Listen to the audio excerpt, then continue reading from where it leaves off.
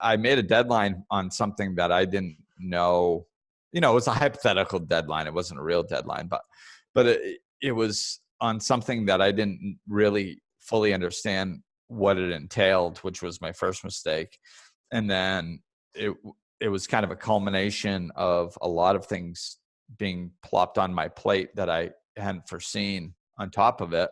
So it was just, and my instinct is, as a doer, my instinct was to, by any means necessary, get this done. You just work harder. It's not a big deal. Like that's just what you do. And, there was several times throughout the last couple months where I had to hit the brakes and pull myself back. I had to let go of the deadline and say, okay, this deadline really isn't important. Whether I make it, whether I don't make it, doesn't really matter. Let go of it intellectually.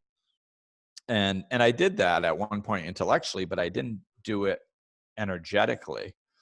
So there was still issues were still coming up to try to show me that I had more interior work to do around this. So until I hit a couple more delays, and it really captured my attention, and I went, okay, wait a minute. Like, things aren't really going smoothly. Why? And I realized that, like, energetically, I still had an attachment to this deadline. I was telling myself intellectually, like, oh no, a deadline's no big deal. It's fine. So you don't hit it. So you'll come out a week later, 2 weeks later, a month later. It doesn't matter. When it comes out, it's fine. And I did the intellectual exercise, but I didn't do the energetic exercise. Deep down, because it still looked like I was going to hit the deadline. So I was kind of, just kind of going, oh yeah, deadlines don't really matter, but it's really cool that you're going to hit it anyway. Subconsciously. So then, when things still weren't going well, I needed to really hit the brakes and look at it and go, okay, Glenn, like, are you deep down, are you still attached to this outcome of hitting this deadline?